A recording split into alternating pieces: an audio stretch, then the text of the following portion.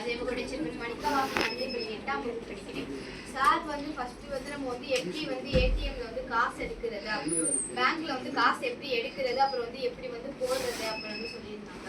First வந்து நம்ம வந்து இப்போ நம்ம ஏடிஎம் கார்டு வந்து தொலைஞ்சிருச்சு அப்படின்னா வந்து நம்ம வந்து முதல்ல வந்து ஒரு நம்பர் வந்து இங்கே வந்து கொடுத்துருப்பாங்க. அந்த நம்பருக்கு வந்து நம்ம வந்து ஃபோன் பண்ணி அதை வந்து நம்ம வந்து ஃபர்ஸ்ட் வந்து பிளாக் பண்ணணும். அதுக்கப்புறம் தான் நம்ம வந்து புதுசாக வந்து இன்னொரு வந்து கார்டை வந்து எடுக்க முடியும் அப்படின்னு வந்து சொல்லியிருக்காங்க. அதுக்கப்புறம் வந்து நம்ம வந்து இப்போ வந்து அக்கௌண்ட் ஓப்பன் பண்ணணும் அப்படின்னா வந்து நம்ம முதல்ல வந்து நம்மளோட கண்டிப்பாக நம்மளோட ஆதார் கார்டு வந்து கேட்பாங்க அப்படின்னு வந்து சொல்லியிருந்தாங்க. அதுக்கப்புறம் வந்து நம்ம வந்து இப்போ வந்து நம்ம பேங்க் ஆஃபீஸராக வரணும் அப்படின்னா வந்து அதுக்குன்னு வந்து சில படிப்புகள்லாம் இருக்கும் அப்படின்னு வந்து சொல்லியிருந்தாங்க. இப்போ நம்ம வந்து அந்த படிப்பு படித்து வந்து நம்ம வந்து இப்போ வந்து வேறு வேலையில் இருந்தோம் அப்படின்னா வந்து அது வந்து நம்ம வந்து ஒரு 4-5 வருஷம் கழிச்சு வந்து இந்த வேலையில் இருந்துட்டு அதுக்கப்புறம் மறுபடியும் எக்ஸாம் எழுதி வந்து இந்த வேலைக்கு வந்து வரலாம் அப்படின்னு சொல்லியிருந்தாங்க.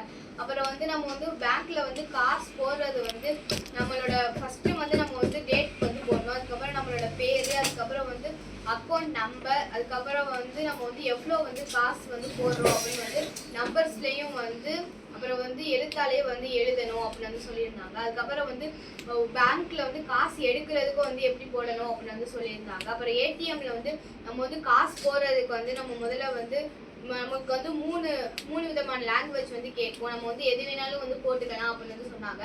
அதுக்கப்புறம் வந்து அது வந்து நம்மள்கிட்ட வந்து பாஸ்வேர்டு வந்து கேட்கும். அது வந்து 2 digit வந்து கேட்கும் அப்படின்னு வந்து சொல்லியிருந்தாங்க.